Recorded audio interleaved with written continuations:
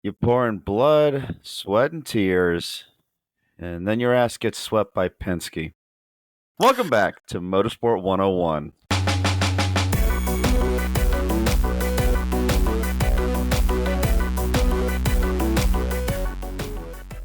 Classic. That is a man who's been on this show before.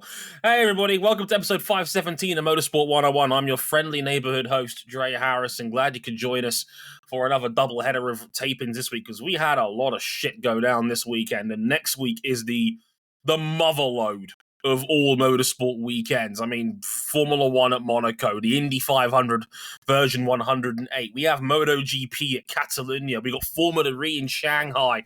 It goes on and on and on. It is probably the most stacked single weekend of motorsport we got all year, after the most stacked Saturday we had last week.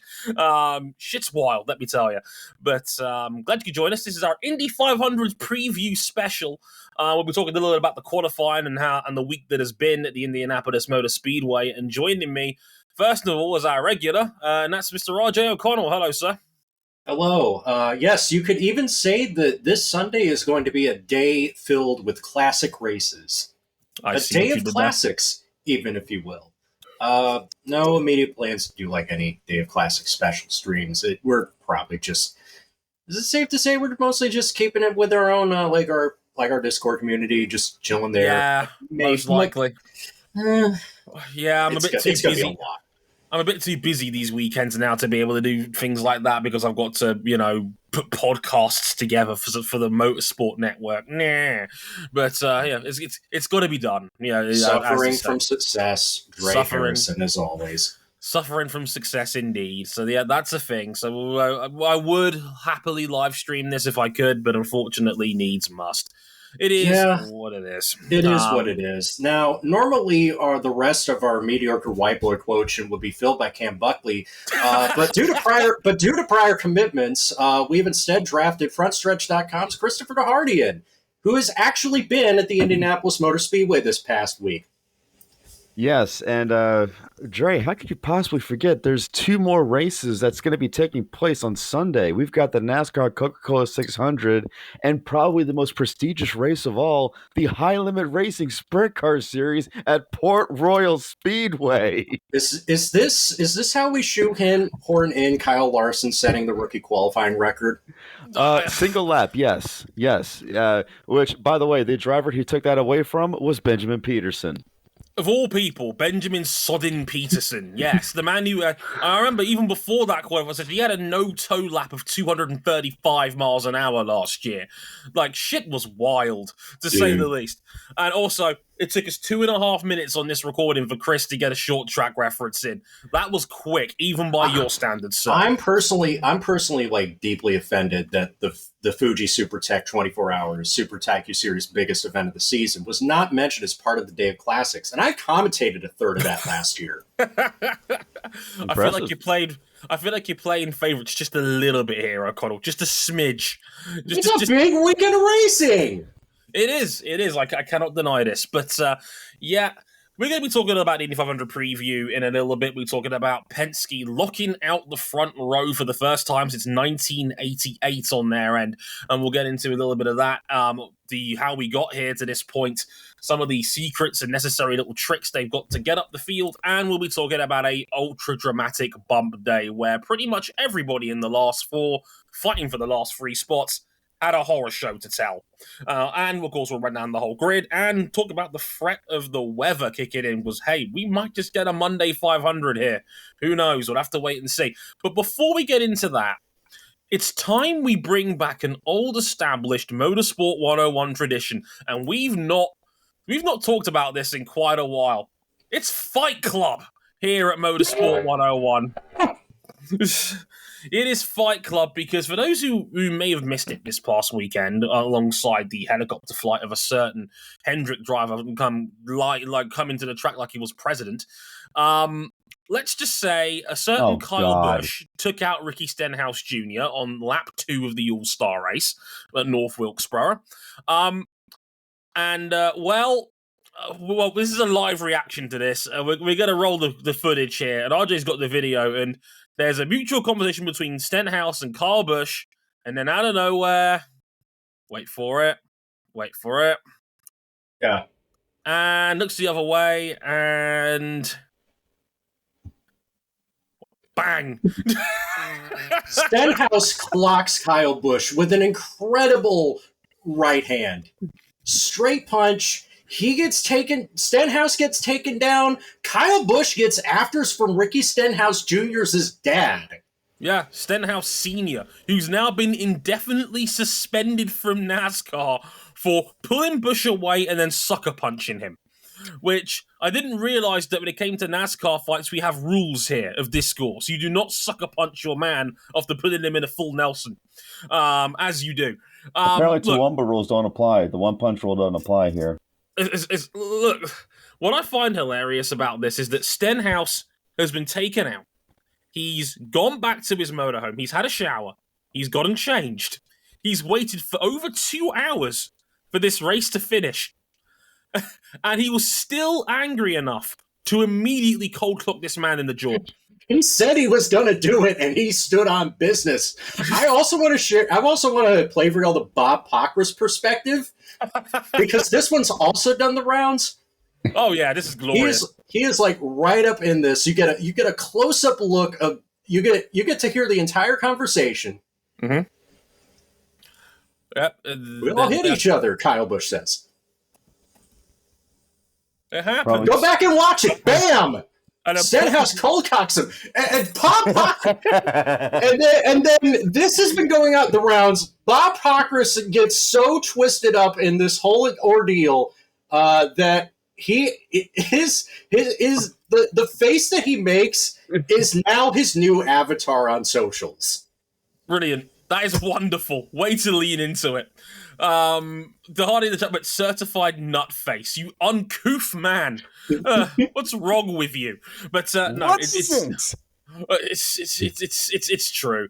It's a glorious, suckerific punch. I find it hilarious that Kyle Busch. This is not Kyle Busch's first rodeo in a NASCAR paddock at all. This is not his first rodeo in a fight. You remember when he got busted open hard way by Joey Logano at Las Vegas? Oh, yeah, I remember that. And what I find hilarious about this most of all is that Stenhouse said he was going to punch him. And the man winds it up like a kid in a playground who thinks swinging his arms is going to add more power.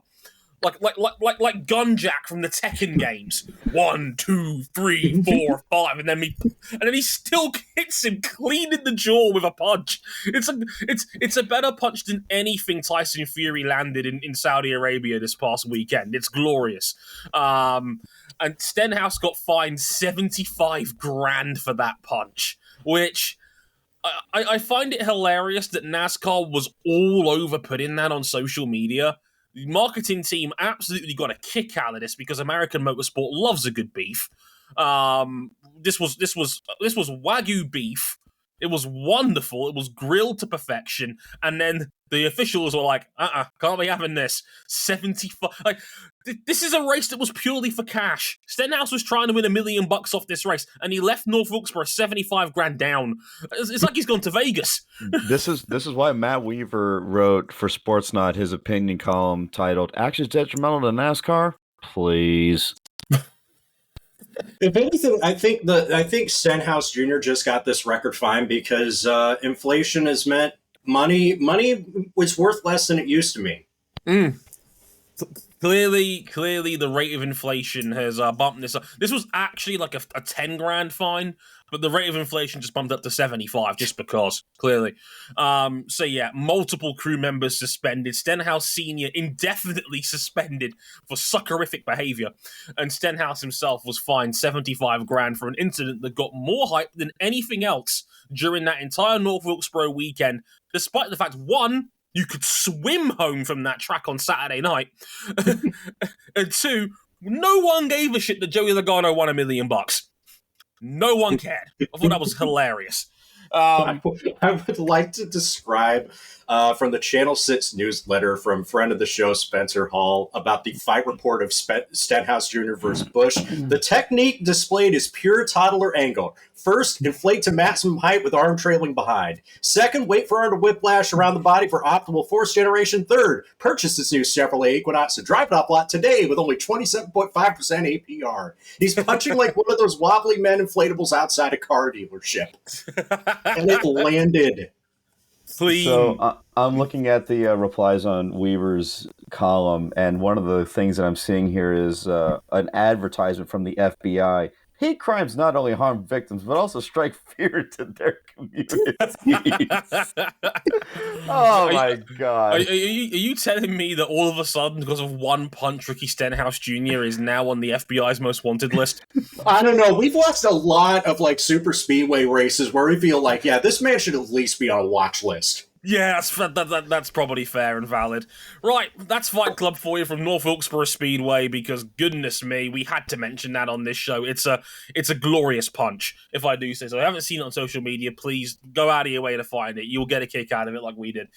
Places you can find us real quick. We're on youtube.com/motorsport101. As mentioned before, all of our shows are now going to automatically upload to YouTube, as well as all our other places where they are available on a daily basis. So if you subscribe and like your podcasts on YouTube, you can now watch them on YouTube in all their glory, as well as, of course, Apple and Spotify of course, as well, and SoundCloud, of course. So, yeah, that's another way you can listen to us if you're that way inclined. Or you can check out our website, motorsport101.com, where you can read a whole bunch of thoughts from yours truly in the blog section. All of our content's over there, by the way, but that it also includes extra thoughts from me on this and Formula One's Grand Prix at the Emilia-Romagna Grand Prix over in Imola this past weekend. More on that in our next episode.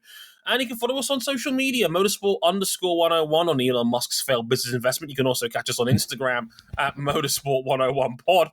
And if you want to follow us on X personally, you can at Dre Harrison 101, at Cedar Hardy, and at RJ O'Connell. Cam's at C Buckley 917. Just yank out the vowels, you'll be fine. And if you really like us, you can back us financially on Patreon. Patreon.com/motorsport101. You can back us at the $5 level to get early access to all of our content. You can upgrade to the $10 tier, where you can listen to these episodes live as they're being recorded, as Kira and Jason are doing so in our chat right now. Hi, guys. I hope you guys enjoy the shows tonight. Enjoy. But without further ado, let's preview the Indianapolis 500.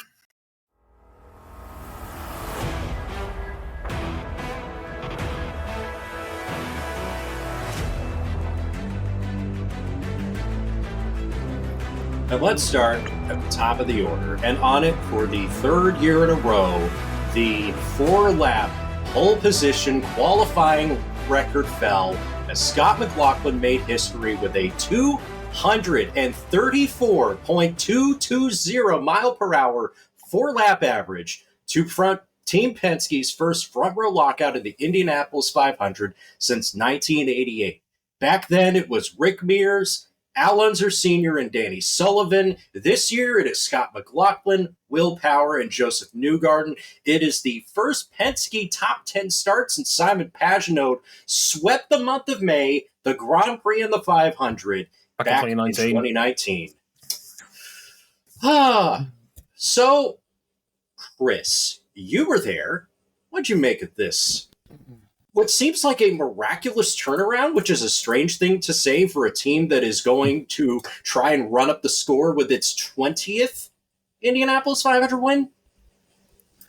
It almost seems like they were shot out of a cannon. Pardon the pun. We'll get into that a little bit later on. It was impressive. I'm not going to lie. Thanks, Trey. I'm not going to lie. It was.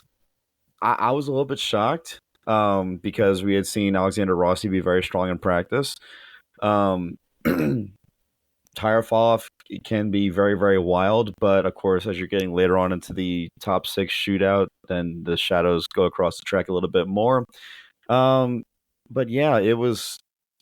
Like I said, I was shocked a little bit because we hadn't seen him do very much of anything in qualifying in the last several years, and all of a sudden, here they are.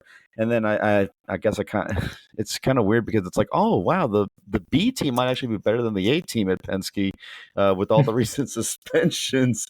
But like, you can't get around the fact that they have 3 of the best drivers in IndyCar, hell, even in the world right now. with Scott McLaughlin, Will Power, and Joseph Newgarden. I mean, let's go through each of their careers. Scott McLaughlin, a 3-time Supercars champion, a Bathurst 1000 winner. Will Power, the man who has the most career poles in IndyCar history, but still has not won the pole for the Indy 500. Yeah, that's crazy. Of all the pole positions you think he would have gotten, out of the 70, and this is the one that eluded him. Zoe Hamilton was absolutely distraught. She was destroyed. Also, fun fact, it's Will Power's 5th front row start at this race without a pole position, tied for most in history. And when he started second here in 2018, he won the race. And then on the outside, you have a driver who won the race last year who has been having a bit of a rough year, and maybe this is the race he needed to turn it all around. He doesn't just have a chip on his shoulder, just Newgarden. I feel like he has the entire Frito-Lay factory just weighing his shoulder down. An entire bag of McCain home fries, as we would say over here in the UK. Look, Penske have kind of played this down a little bit, because I know Santino Ferrucci was very quick to point this out. They've got Michael Cannon in their corner now due to the AJ Foyt technical partnership. And I know Power and Newgarden were trying to play down his level of influence on that team. And when Santino was asked about it, he said, that's straight bullshit, which I thought was quite funny. Even by Santino standards, I thought that was quite a good one. I did think it also was quite funny that Power kind of let the game out of the bag on Thursday when they talked about the fact that the push rod rule got changed in the off-season and no one talked about it. The fact that Penske last year ran a new spec of push rod suspension that was apparently more draggy than the old setup was.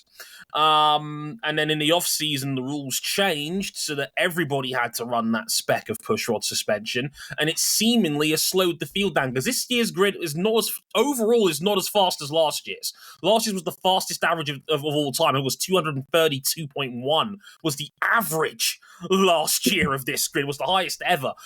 Speeds are off the charts. There were we saw guys do 235 mile an hour laps at the very, very top end of what these cars could do. And apparently Power said it was worth half a mile an hour relative to the field, because the old spec of pushrod was apparently less draggy, and they would swap them out for the races. So it's that. It's Cannon. It's the fact they lost 2 days, basically due to the rain. We had the most part of 2 practice sessions rained off at the start of the week as well, which did not help. I know Taylor Kyle was very in depth at Chip Ganassi Racing, saying we have to go one way or another. We focused on race trim, and I think that's kind of why Chip's cars were struggling in qualifying trim a little bit too. But that was the most ridiculous Fast 6 run I've ever seen at the end. Like that was... We all kind of knew by that point that Penske was going to lock out this front row. They were in a different league compared to the rest of the field. Alex Rossi damn near ended up becoming chicken feed in the fence just to crack 233. And he took so much trim out of the thing. He literally said during the weekend, we could always trim more, which I thought was hilarious by Alex Rossi standards. Newgarden does a 233.8. That's an insane run. That's one of the all-time best runs for a pole position run. Then Power goes next. He does a 233.9, which at that point is the 5th fastest pole run ever seen at this speedway. And then McLaughlin goes 234.220, which is a new pole record by 3. I think it's 0.003 of a mile an hour, which works out, I think, 0.002 in actual real time. And I did the math on this. It's about 40 centimeters over Palou's old record. I did the math on average speed and distance. You remember, Dre, how absolutely cool it was in 2022 when Scott Dixon broke Scott Brayton's long-standing pole record set in 1996. I was sat right here. You sat right there when Dixon did that in 2022. That has now been beaten twice in successive years. 4 men have now gone. I remember when that run happened, I literally fell off my chair because he'd beaten Alex Palou by... Palou had a 233.4 run that year, and that was an insanely good run for the time. Dixon puts half a mile an hour on that. Alex Palou could only laugh at how fast Dixon had gone, and I literally fell off my chair. Like, it happened in the middle of a live stream. I fell off my chair in shock and gave him a standing ovation at how fast he was. 4 men have gone faster since then, in the 2 years since. It's absolutely insanity. For what it's worth, my favourite part of all this was sitting in the media press, or sitting watching the press conference after it happened, and Will Power admitting that he'd played it too safe in terms of his wing angle. And he basically, like, McLaughlin openly said he ran his rear wing at 3 degrees, which was 3 degrees more than Power's. And Power, I thought he said -3. -3, I think it was, he said. And it was 3 degrees more than Will. And Will said it was half a mile an hour. Will Power admitted he played it too safe on a 233.9 mile an hour run. What? That is, yeah, that for reference, in new money, that is 370, almost 377 kilometers per hour. To this day, the 6th fastest pole run in Indianapolis history, and that would barely get him on row 2 of the record book list now, because the standard is so unbelievably high. Like, Joseph Newgarden would have been on pole every year in 500 history, pretty much, except for the last 2 years. It is and that's 233.8. He qualified 3rd. It reminded me of Felix Rosenquist last year. He went 234.1. The 3rd fastest run ever at the time. He qualified 3rd. It's just stupid. It's tough luck. And when you consider the fact that, like, we're running harder tires, because let's remember that if things had gone to plan, this would be the first Indianapolis 500 run with hybrid powertrains. Let's also not forget that in day 1 qualifying, Chevrolet was going through it. Chevrolet was experiencing, and I'd like to throw this back to St. Petersburg last year, plenum events, plural, over half a dozen of them that had affected over the course of those 2 days of qualifying, 7 different plenum events that took drivers out of contention for Fast 12. We didn't get any in the Fast 6, thankfully, but it was very, very shocking to see this keep coming up during first day qualifying on Saturday. Yeah, and it almost didn't matter in a sense, because Chevrolet had 2 to 3, sometimes 4 mile an hour more on the trap speeds compared to their Honda counterparts this year. Like, the Chevys have absolutely stepped up this year. The front 8 spots on this grid are all Chevrolets, which is absolutely insane. Yeah, Felix Rosenquist, Kyle Kirkwood, and Takuma Sato were doing the Lord's work to put Honda into the Fast 12 on qualifying boost. I wonder how that's going to even out once we get to the race, because they won't have as much boost.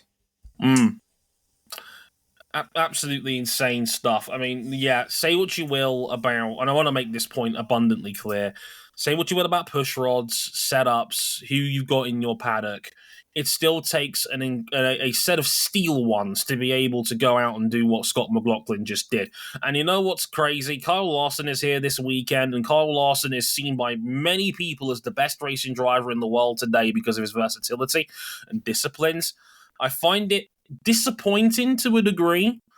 I understand the reasoning why, as members of the press, as someone who's been on that side of the fence myself. I understand the need to promote a good story. I'm not dismissing that. But I find it a little bit disingenuous that Kyle Larson gets all the crossover talk when Scott McLaughlin is right there, a guy who has been a dominant force in Australian supercars, has won everything you can win. He walked away from a Hall of Fame career. At the moment that career ended, when he walked away from supercars to go to IndyCar, Scott McLaughlin is a first ballot Inner Circle Hall of Famer if there ever was one. And in about a year on the job in IndyCar, he becomes one of the sport's elite drivers. He's now got multiple wins. He's got 7 pole positions, an Indy 500 pole, and a top 3 championship finish to his name in just 3 full-time seasons in the sport. That's he didn't even have any formal single-seater training above Formula Ford. I think his last his last open wheel racing start before his IndyCar debut was like Formula Vauxhall in like 2009. That's your crossover star. It ain't Kyle Larson, and no disrespect to Kyle, but you've got a homegrown, to a degree, homegrown crossover talent story right there with the man on pole position, and it almost feels like he's being undercredited for his own success because of Larson's appearance. You know what? I think it might just be because Scott McLaughlin decided after Game 7 to temporarily pause his allegiance to his beloved New York Knicks and go all in on the Indiana Pacers bandwagon. And I get it. It's because Kyle Larson is doing this in the present day, like NASCAR Chasm was joking when he was making his way down to North Wilkesboro, that like, guys, you know that if he sees a dirt track down there on the flight path, he's going to ask the pilot to land the plane so we can go win that race. Yeah. Whereas Scott McLaughlin has not done supercars in a while. He's teased a return, but it hasn't actually happened. But like, the best drivers are the best drivers, and they're going to be quick in anything you put them in. If Max Verstappen walks away from Formula One tomorrow and decides I want to go do something else, he'll likely go and do it. He'll do it as well as anybody because he's an exceptionally talented driver.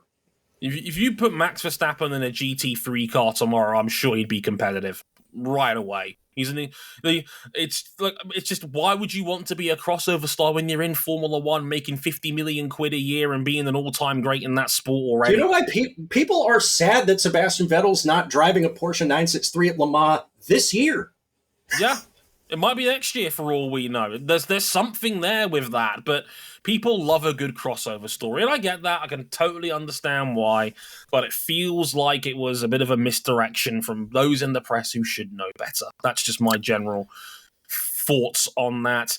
Should we go to the other end of the scale here for a minute? Because, we're going to talk about Bump Day, and Bump Day Bump Day is always a dramatic affair. I mean, we had Able Motorsports pull out at the last minute, unfortunately, so we were down to 34 total entrants, so that was still meant that one person was not going to make the show here.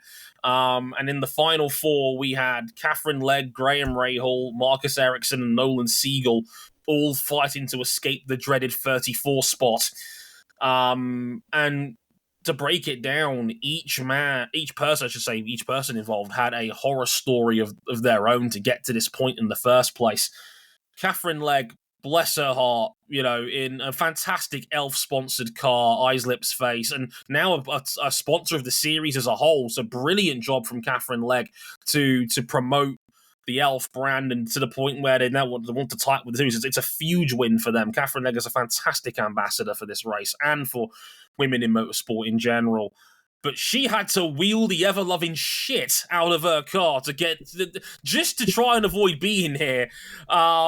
Just to barely crack 230 miles an hour, let alone 234. Including, I'm sure you saw this, and I'm sure you saw it as well, Chris, the run on day 2 where she kissed the outside wall on her final lap and did not lift. Was that a day 1 run? It was day 1. It was day one because I did a video interview with her underneath the the victory lane area where the bullpen is. Everyone in turn 4 after her run was giving her a standing ovation. And then her day 2 run wasn't too much better. She didn't hit the wall, but you could see that car was evil. It was not.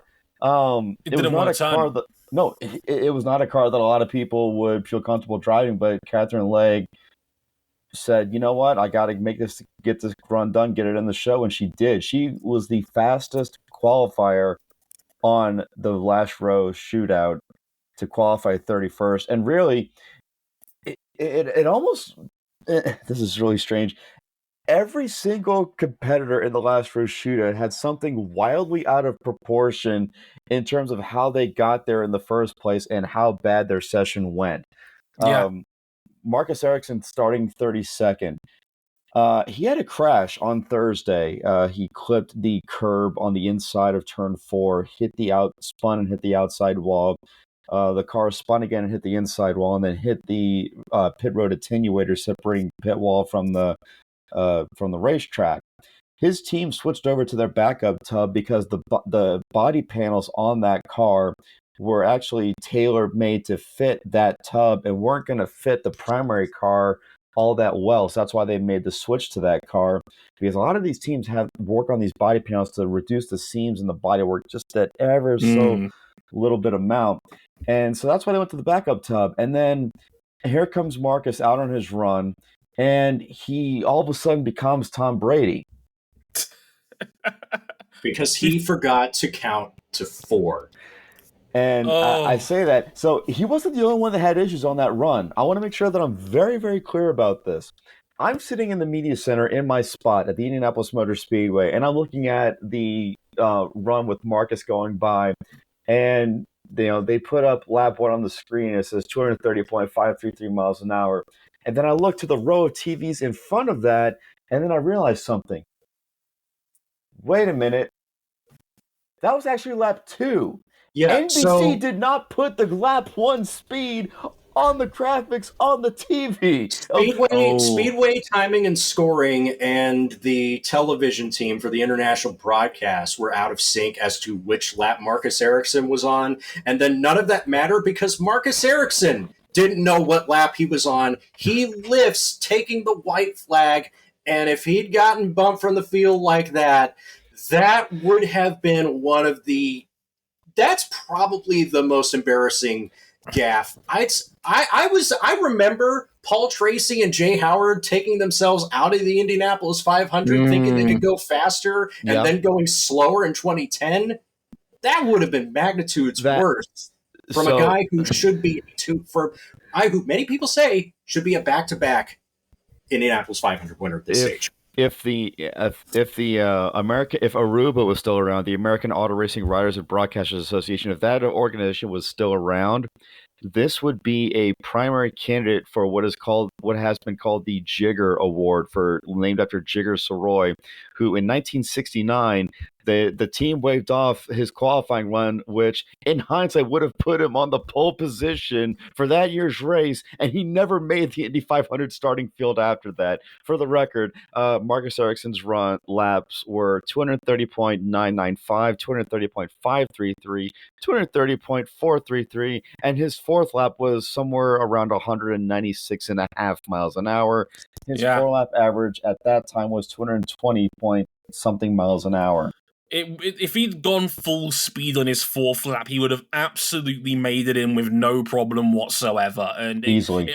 It only ramped up the pressure. He did eventually get in a 30 seconds of a 230.027 run, but just barely got into the show.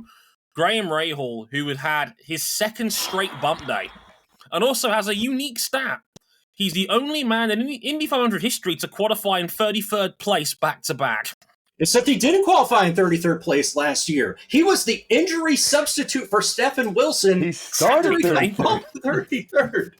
Technically. But you're right. But, I mean, this was a complete unmitigated disaster for Graham Rahal yet again. I mean, the car was not competitive. It got slower as the week went on. They couldn't even get to 230 miles an hour by the end of his runs. They were losing speed, taking extreme measures. There was a run where Rahal had to call it off because he noticed his wheel nut was loose. Someone's getting fired for that because, boy. Man. I got flashbacks to, and I hate to bring this up, Dre. You remember how James Hinchcliffe's bump day slowly unraveled? It was because of a vibration on the run that should have been the one to get him in. Yeah, I remember that to this day. And and it's not even the first time that's happened to Graham. Remember 2019 where he came out of the pits and he had a loose wheel and it came off? He was on the winning... 2021. He was on the winning strategy that year. And he was in contention for the win, and a bad pit stop had a wheel come off. Like, if Rahal doesn't notice the loose wheel nut and it comes off during his run and puts it in the wall, it's over. It's over right there and then. It's the luckiest of escapes for Graham here, because any other year he would have been in real trouble here. To go over a timeline, if I may. Sure. Saturday morning, they had pre-qualifying practice, and I forget if it was his first run in that practice or his second, but coming off of turn number 2, he noticed something had changed with how the engine sounds, and he said something has happened with the engine. The Rahal Letterman Lanigan crew did an engine change on Saturday, after his sorry, something just came up in the email inbox. Anyway, something came up in his revs where if you actually look at the rev counter, he actually lost like 100 or 150 revs in that practice session. The crew changed his engine out. So he did like 2 or 3 or 4 runs, and he kept saying the same thing. The car wasn't pulling any revolutions in the gears. He did one last ditch effort on Saturday after a heroic run, which we'll talk about in a little bit. And then the team brought the backup car out into the garage area after the session ended. The team put brand new rear suspension uprights on the car. They even went to a road course gearbox to try and fix it because the Super Speedway one wasn't really working all that well, and it went slower. Well, they're going to have a couple of days to fix that. And then they had their practice runs where Graham said the same thing. The car felt like it wasn't pulling any revolutions, any RPM in fifth gear. And then they made a discovery. The lasers that they used to track the ride height on the car were giving them bad readings. Oh, Jesus. And then how does that happen? I don't know. And then so that's what they found out in the Graham mentioned that on pit road. I believe it was to Marty Snyder. I feel it was Marty Snyder or Dave Brentley who was talking to. And then the hot mic from NBC's cameras caught them. Ricardo, I forget his last name, the team manager for RL, saying, "Yeah, the wheel was loose." Yes, he saying the wheel was loose, and it's like, so. I know a lot of people give Graham hell for bad performances and saying, "Oh, it was the car had this issue," whatever. Saying, "Oh, he doesn't take responsibility for it." This is not Graham Rahal's fault. Anybody with 3 brain cells to rub together can see that. Like he's in the car. How can he tie the wheel nut? He's sitting in the car. That is the mechanic's job to do. Like he doesn't have control over that. It's a fundamental team failing, and this is a man who got rid of half his team last year after Detroit. I remember it's not been an easy ride for RLL for the last year or so. There was the brief moment of respite when he had that second place at the Indy road course last year, the second time they ran that race. But besides that, it's been rough for Graham out here in these streets. And yeah, back-to-back bump days, back-to-back where he was on the abyss. He was lucky last year to make the field in the end, and he was, to a degree, lucky to make this year's field too. And the only reason he really did was because, well, we've got to talk about Nolan Siegel, who was number 34, was the unfortunate man bumped from the field. He had a crash as well on that Thursday and Friday. It was Friday he crashed on, and they had to replace the tub. The tub was from the road course car. It was not a super speedway setup, and he just didn't have the speed. And it was, I mean, we're talking about 230 getting you into the show. He was barely getting 227 out of that car for most of the rest of the week afterwards. They tried. They threw a Hail Mary right at the end of bump. They were about 6 minutes to go. Nolan had one last run. They trimmed the ever-loving shit out of it and just told Nolan, go for it. And it wasn't to be. He crashed a second time, lost control of his car coming out of turn 2. Yeah. And that was it. After he posted a lap that wasn't going to be fast enough to get him in anyway, unless he did something which rarely happens nowadays in Indianapolis 500 qualification runs, where you pick up a shit ton of speed after lap 1. The great quote from the press conference afterwards where Nolan talks to the world's media about being bumped. "I wasn't going to go home because I lifted." A very brave young man right there. We forget he's only 19 years old. He was still finishing his school exams last year, and he's on the biggest one-off racing event on earth. And I applaud his crew chief. You might remember his name and face, Charlie Kimball, a podium finisher at this very race in years past, who was nothing but encouraging and motivating every single run. You could hear him on the radio, just not trying to put any pressure or any sort of responsibility on Nolan whatsoever. He knew that this car was likely a donkey and that it was going to take a miracle for them to get in. They tried, and I applaud them for the bravery and the just the sheer balls to the wall. We're gonna try and get in or crash try an attitude. It's something that I shouldn't really endorse when you're driving an oval at 230 miles an hour, but I respect it. And I respect also shout out to Graham, who was incredibly complimentary and very classy. A man who's been there, who knows exactly how this feels to console the young man and speak very highly of his bravery as well after it was all said and done. A sad moment for a very talented young man, but I'm almost certain he'll be back. Yeah, it reminds me of when you remember this. This happened to Pato O'Ward in 2019. He crashed his primary car, then he was too slow to get in the field in 2019. And while we know he has more in him, look what's happened ever since. To kind of put a button on everything, first of all, you mentioned Graham barely making the field. If Able Motorsports came back, I don't know if he's in the field. Yeah. Secondly, to kind of give a little bit even more context of the Nolan Siegel situation.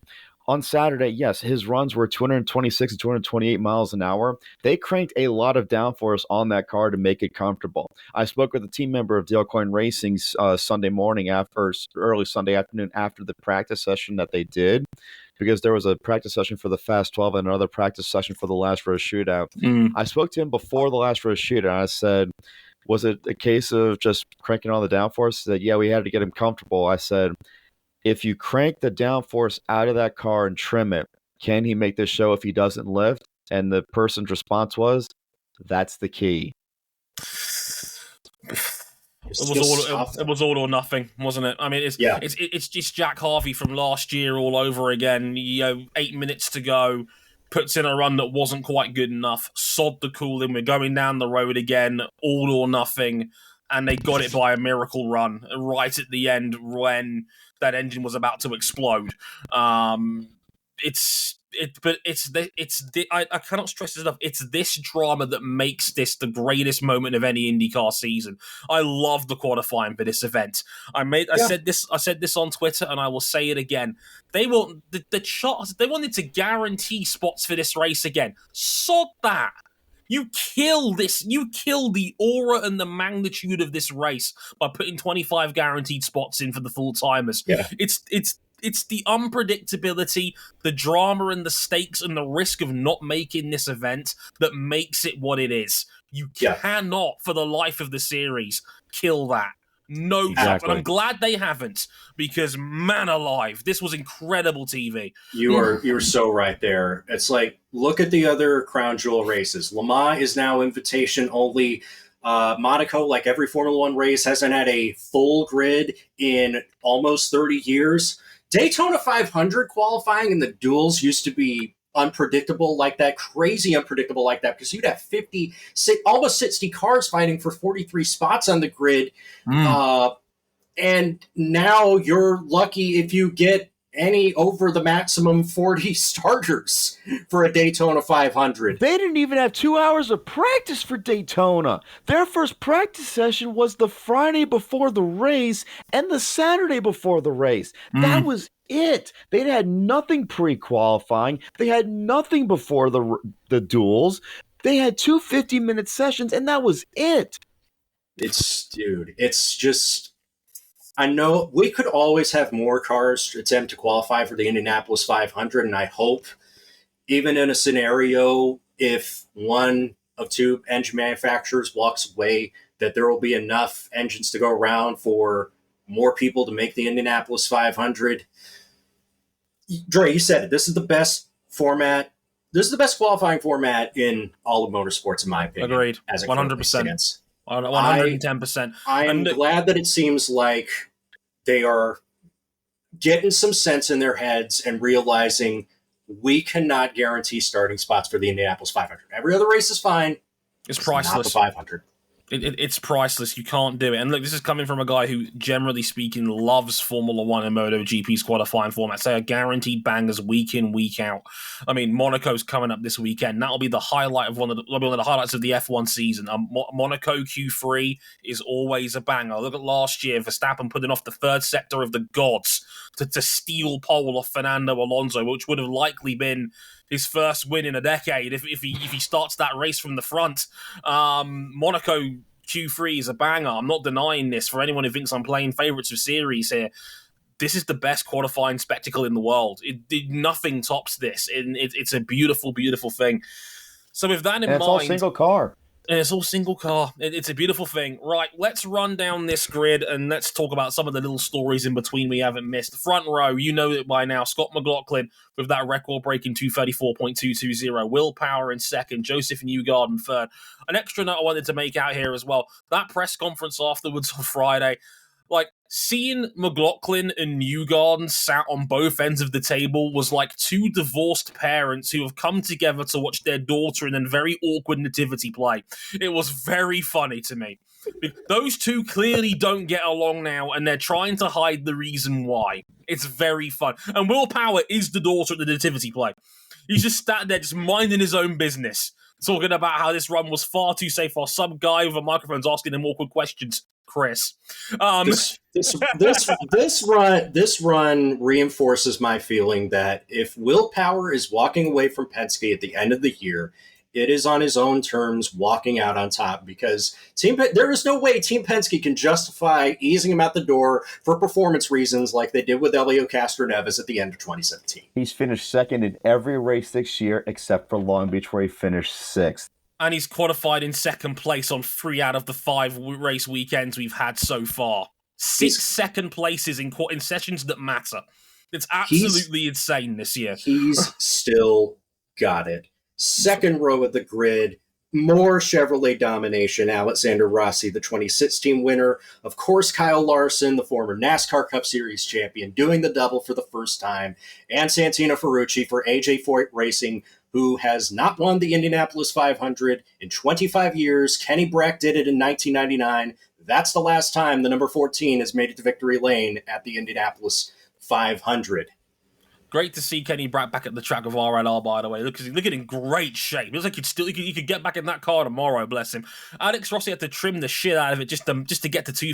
He's the only other man who had a 233-mile-an-hour run, for perspective as to just how much the other cars were digging to try and get some pace out of this. Of course, you've got to mention Kyle Larson. Larson, superb effort. That is a stunning effort to get into the top 5 in his first ever attempt. The man is fearless. The man described going at 240 miles an hour through turn 3's trap as, it's not stupid fast. Man. A man who's raced in NASCAR for the best part of a decade. As you do. So, nobody has finished on the lead lap of both the 500 and the 600 since Tony Stewart did it in 2001. I think he's got a good... this is the best chance anybody's had to win one, or heaven forbid, both legs of the double. It's not inconceivable. The bookies have Larson right now a second favourite. They really are strong on Larson having a strong race car. Look, the man is immensely talented. There is no argument from anyone here on that front. The man can wheel a race car. There is no doubt. And it's been fun watching him adapt to this series. Tremendous helmet, great spirit. Great to see Jeff Gordon down there as well. And Tony Kanaan having kittens in the box as advisor, watching along as he races. And by the way, he is still backup for that car just in case it gets rained off. Assuming he's allowed to complete a refresher. If he's not, then Nolan Siegel might have just hit the jackpot. Because according to Nate Brown, if they follow the rules to the T, the driver that would be eligible to stand in is the first driver that gets bumped from the field. And the only driver that gets bumped from the field, in this case, it's Nolan Siegel. Someone tell Nolan to keep that hotel room booked for another week, just in case. It's another week to Tuesday, just to make sure. So on the third row, on row 3, third row, we have Rinus VeeKay, who has never qualified outside the top 9, Pato Ward, who came close to winning in 2022, and Felix Rosenqvist, a fourth row qualifier who arguably saved his career at this race a couple of years ago. But Dre, Rinus VeeKay's run at the end of first day. He got in out of nowhere. He crashed earlier in the day. He was one of the first guys to run because he had a very nice lottery draw. Crashed in his first run. He sideways into the wall at turn 3 at 238 miles an hour, which is terrifying. Car somehow wasn't too badly damaged. The tub and the engine was saved. They were able to fix it. And with 4 minutes to go, he goes on one last run. Alex Palou, who is on lane 2, waiting to get one more crack at it, maybe to get back into the top 12. Rinus VeeKay, out of nowhere, with 7 seconds left when he crosses the line, bumps his way back into the fast 12 at the last minute, would go on to qualify in 7th place. Rinus VeeKay is a monster around here. Holy shit. We should make sure that it is said, when Rinus went out from the first lane, at the time, he was 29th on the grid. Going out from the first lane, he withdrew his time the moment that car left pit road. So at that time, he did not have a time set for the grid. If he crashed on that run, it would have been 5 cars going for the final 4 grid positions, and he would have been in that shootout. Now, he goes out there and he bumps his way into the fast 12 in a run that, quite frankly, I don't think anyone thought was in him, because every single driver that crashed a car until that point went slower than what they had done in previous practice sessions, because the body fit isn't exactly right, and there's a couple of things you might have to look at, because every single part that is exposed to the air has been optimized for the Indianapolis Motor Speedway. I never thought that was going to happen. I thought the laws of physics were going to say you can't go faster. Well, I guess Sir Isaac Newton can just go turn over in his grave because of it. No idea Rinus was going to do that. And this is his first time in his Indy 500 career he's starting worse than 4th. Fourth, third, second. Qualifying effort of the season. Dre, we were watching the end of that together, and we were having a big to-do about whether Rinus should have pulled his time or not. It's your brother that said that you have to take destiny in your own hands, and by God, he did it. My brother was absolutely spot on. Control your own destiny, and like you said, he would have had if no one would have blamed Rinus VeeKay if he'd stayed in his box till the end of that run, knowing it would have been unlikely that 2 people would have bumped him into the last chance qualifier. But he withdrew his time to beat the queue, because they thought they had a car that could get into the top 12, and they were bang on with that prediction. Incredible bravery from Ed Carpenter Racing and from Rinus VeeKay.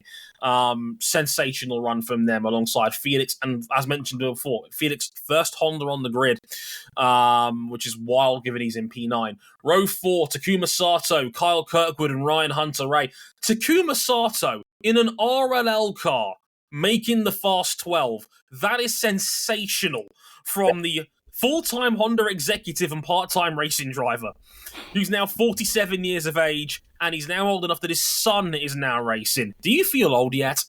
I do feel old. And Dre, I'm glad you bring up a point that, yes, of all the many Satos that compete in Japanese and international motorsport, finally we have one that is related. Rintaro Sato is racing in Formula 4 Japanese Championship. But yeah. I thought when Takuma Sato came to this team, and I'm thinking, right, if Rahal Letterman Racing can't get it right with the guy who won you this race in 2020, they're not going to get right with anybody. And while that didn't trickle down to Lundgaard and Fittipaldi, certainly not Rahal as much, like, it's still a reminder that Takuma Sato, just when you think you want to write him off, he comes back and proves you wrong, like, every single time. Eventually, he's going to hit the cliff, but today is not that day. Also, Ryan Hunter-Reay, if Rinus VeeKay didn't happen, that's one of the outstanding day one qualifying runs in the last hour. Yeah, and he did that in an RLL. we have been the dumpster fire of an oval team for years now. And Takuma rolls up, first time of asking, and sticks it in the front 12. So much so that Rahal complained about the engine so much that Honda had to come out on the record and say, no, we promise this isn't random. Sato didn't just get a really good engine by coincidence. Which says it all, really. Hunter A, great job. One of those guys who stole the top 12 spot right at the end of the day's running. Would have probably had a more respectable run in that fast 12 if it wasn't for that. He got his gear shifts all over the place, which is a shame, but hey, it's one of those things that happen for you. Row 5, Colton Herta, Alex Palou, and Callum Ilott. Yes, the reigning series champion in P14. As mentioned, he was at the front of the queue on lane 2, right as the gun went off. There was no time to get a run in for him because Graham Rahal had pushed his car out into lane 1 right at the death. With 20 seconds to go, he was let out onto the track. The absolute final run of the night, and couldn't fortunately get it done that day. But I want to say as well, shout out to Callum Ilott, who finished ahead of both Junkuses. There's a joke there somewhere, without any question about that one. But look, I think Palou's still got a very quick race car underneath him. Beautiful, should I say, Jeff Gordon tribute livery in the eyes of Townsend Bell for that one. Row 6. Shout out to the row of rookies. Marcus Armstrong, first ever time at an oval for him. 6th place, a legitimate P16, top half of the field. Great job from him, 232.1 from him. He's in a sandwich of Kiffin Simpson, who was just outside the fast 12 for a lot longer than we gave him credit for out there. He had the bit of luck because he got to run second in the lottery, but even so, very impressive from the two rookies at their first big boy ovals in IndyCar, in an Ed Carpenter sandwich in the middle of that row, who still will never have to buy a beer in Indiana again if he actually wins this thing somehow. Also, check him in the list of people that had a plenum fire. It's a long list. Row 7, fun fact here, Marco Andretti, Helio Castroneves, 4-time race winner, and Scott Dixon, who obviously won this in 2008, the second most Indianapolis 500 starts in a row of all time, 62 between them. Between This is Scott Dixon's worst Indianapolis 500 start in, I want to make sure I'm doing the math right, 23 consecutive appearances in the race? The car just wasn't there. It had to have an engine rebuild on the day of qualifying as well, just as a precautionary measure. But the speed just wasn't there. Dixon down in 21st place. Helio Castroneves is just here for a fun time, not a long time in the middle there. And Marco Andretti. It's in the eyes of Zoe Hamilton, it's still Marco's year at the front of row 7. Marco Andretti this is his 19th race. Wasn't he 19 at the start of the 2006 weekend? He was. Yeah, I remember that. He has spent half his life doing this. Yeah. Can I also make a point about Scott Dixon? Sure. It's like, Ganassi had a tough qualifying. If you are a betting person, you are never throwing away money if you bet on Alex Palou or Scott Dixon to win this race. I know Scott Dixon has come close many times for a second win and hasn't gotten it. It's Scott Dixon. He's led more laps at the Speedway than anybody. It's Alex Palou, the man who won 2 of the last 3 championships and came into time trials as the bettor's favorite. He's dipped a bit. Like, if you are a betting person, number 1, please bet responsibly. But number 2, price is tumbling where it's a good value. Absolutely.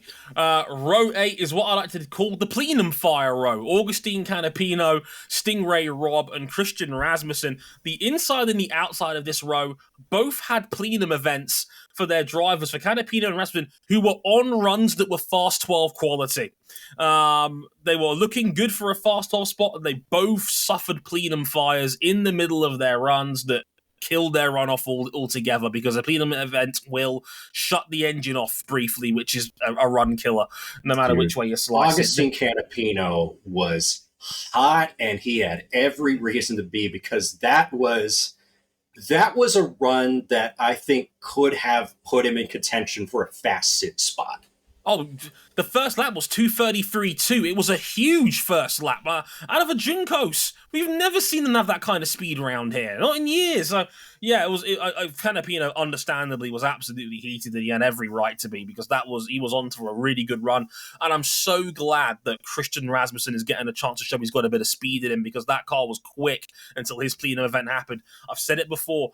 Rasmussen, he's being done dirty in that team. He should be getting the full season, in my opinion. He's a madly talented driver. We've already seen him in LMP2 at Daytona. He was outstanding over there in that race. Glad he's gotten a little bit of rub, even if the grid position doesn't quite do it full justice in 24th place. Hopefully his race car is a little bit better than his qualifying car. Two more rookies on row number 9. Tom Blomqvist on the inside of that row, alongside Romain Grosjean, who still just can't put a good run together at this place to save his life, poor guy. And Linus Lundqvist, who had a crash early on in the week, had to get the car rebuilt. Still a good recovery to make the show outright in P27. I'll skip forward to row 10 here as well. Christian Lundgaard, Connor Daly, and Pietro Fittipaldi, the last guaranteed spot on day 1 in P30. Free Christian Lundgaard immediately. I've had enough, okay? I am sick and tired of watching this man suffer. Please put this man in a seat and car that is worthy of his talent. Christian Lundgaard should not be in 28th spot on this goddamn grid. I have had it with Rahal, Letterman, Lanigan Racing. I have had it with having two... Their cars are 28th, 30th, and 33rd. And 9th somehow. And 10th, 28th, 30th, and 33rd. What? And I did love the sort of like irony that it felt like 1995 because there's a Fittipaldi just barely hanging on for dear life for his place on the grid. Yeah, Pietro was in that P30 spot for almost the entire day, thinking someone might bump him, but it ended up being a good mile an hour faster than anyone else in contention. There was the RNLs, and then there was everybody else, unfortunately. But Pietro eventually did get in. Chris? By the way, so Connor Daly posted on Twitter the gif of the Undertaker rising out of the coffin after Saturday's morning practice session. They must have found something in that car because he was actually on a really good run, but he also had a Putnam event take place. And then in the Monday practice, I think he was like 11th or 12th on the timesheet. No, I think it was 14th actually. And he's very happy with his car. I would pencil him in right now for a top half of the field finish. I won't go as far as saying a top 10 like what Sage Karam did a few years ago, but if he's truly happy with his car, look out.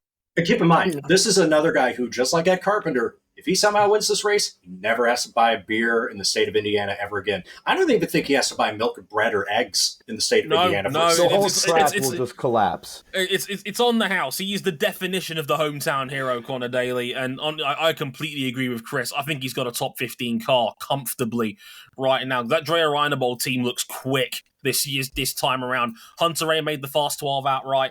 Daly, I think, had a car that was on the brink of doing that himself, but his car had failure after failure. I don't think he had 4 across the week of running. Just bitterly unlucky. Bad luck Brian the meme has returned to IndyCar with a vengeance this year. Yeah, he had a right front upright failure on, I think it was Thursday, or it was Wednesday. He had a right front upright that was like not really doing so hot. I think that's what the failure was, and that's what led him to ending the practice session early. Yeah, if Brian Reinebold, who they only do the Indy 500 every year, if they are able to get everything together as we think that they have before in the past, look out for them. Yeah, I think they've got potential top 10 speed if it all comes together. Final row, as mentioned, Katherine Legge in P31 with the Alf Brandon team, Marcus Ericsson in P32, and Graham Rahal, the last of the runners. And as I said, back-to-back starting positions of 33rd for Graham Rahal. That's the first time that's ever happened in the 108 years of the Indy 500, where no one has ever qualified in 33rd place on back-to-back years.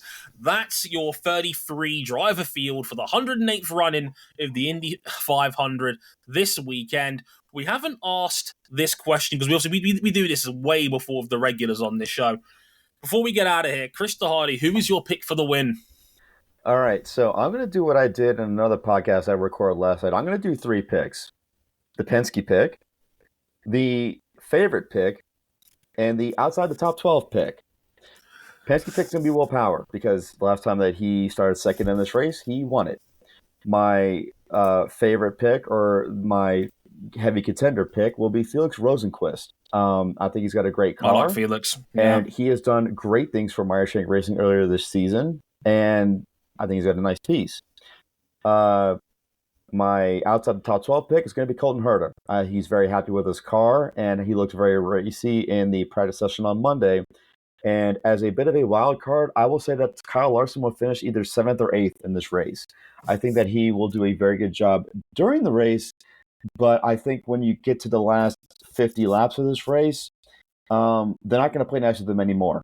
No, the gloves come off in the final 50. We saw it last year when Grosjean hit the wall with 45 to go. That was it. All hell broke loose after that, and we all know how that story ends at Indianapolis.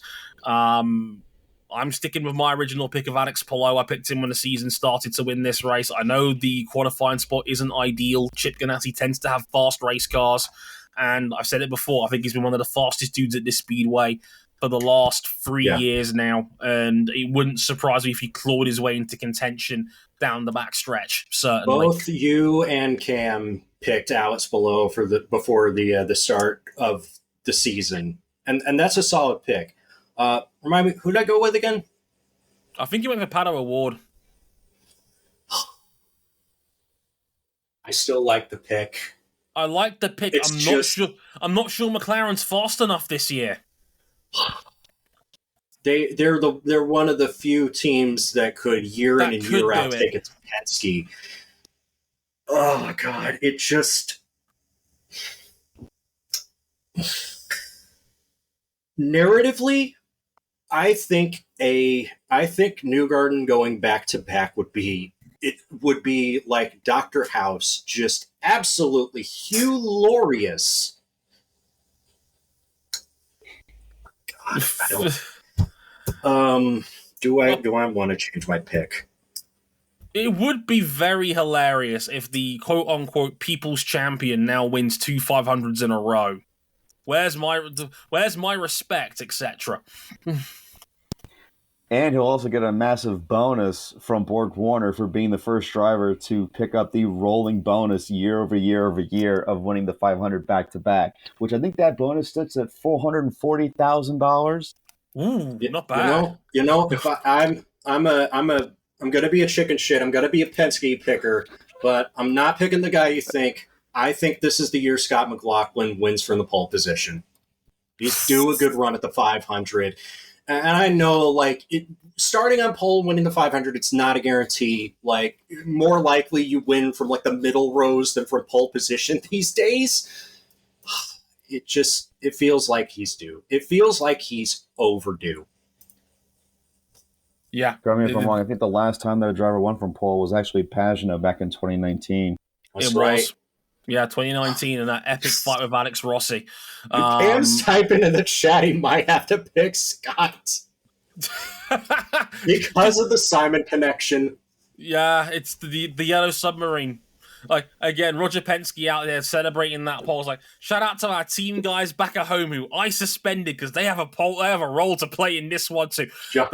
The Lion, the Witch, and the audacity of this bitch. Dude, I'm telling you, Tim Cindric better watch his back because Jonathan Duguid is now on track to be Roger's adopted son. But all of what we think may change because as of today, May 22nd, weather doesn't look good for a Sunday start. There is a big pocket of rain predicted over the speedway on Sunday afternoon.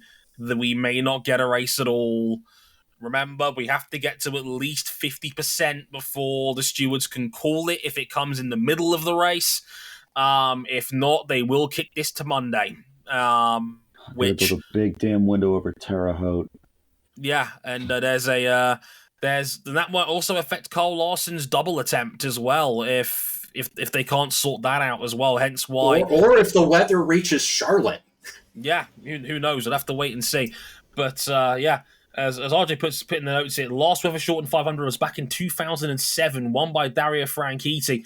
And also the last 500 to start midweek was back in 1997. And he's put in the notes here, quote, won by Arie Luyendyk Jr.'s dad. Very good. An Indianapolis 500 that finished with absolutely no nonsense from the then officials at USAC. No, none whatsoever. One more thing, if I may. I figure we just have to bring this up because it is like in the news. Assuming for the sake of argument that there is actually no weather at the Indianapolis 500, there is a very realistic chance that, and I won't use the person's name, but a former president of the United States might be at the Coca-Cola 600. So if the Secret Service restricts airspace over Charlotte Motor Speedway, Larson's supposed to helicopter into the track after, assuming for the sake of argument that Indy goes well, he's going to be taking a helicopter from IMS to the Indianapolis airport, get on a private plane, will fly from Indianapolis to Charlotte, then take a helicopter from Charlotte over to the airport in Charlotte, over to Charlotte Motor Speedway. But if airspace is restricted around Charlotte Motor Speedway, he's going to have a bit of a pickle trying to get into the track. Something's got to get figured out here, and I'm not quite sure I'm the person to do it, but it's just got a lot more Donald Trump complicated. ruins fucking everything. This is a man who once declared like he's done with NASCAR because it's got too woke, and now he is coming back groveling for people to please vote for him as your new United States president for the second time in 3 years, man. I'm going to leave it there before RJ ends up on an FBI Most Wanted list alongside Ricky Stenhouse Sr. Probably a good idea. Probably for the best. That. Also, one before we get out of here as well. If you're listening from the UK, this race will be live streamed on Sky Sports F1's YouTube channel for free. So yes, the Indy 500 for the first time, I think, ever on British television will be free to air. So please, if you want to watch this incredible race, you can do so for free. You have no excuse. Subscribe to Sky Sports F1's YouTube channel from 3:30 in the afternoon UK time. You'll get all the pre-race bullshit as well on top of it as well. So yeah, the bad news is you've got to deal with Tom Gaynor, but hey, swings and roundabouts. But yes, the Indy 500 is free on British TV. Kind of, it's the YouTube channel, but who doesn't have YouTube these days? So watch it on there for free if you're in the UK. I have to represent Britain in some capacity there before we got out of here. You got a better deal than us. Absolutely, and I will take that all the way to the bank. Thanks, Sky Sports. As of recording, the Indianapolis 500 TV broadcast is still blacked out in central Indiana. We don't know if that's going to change before the race actually begins.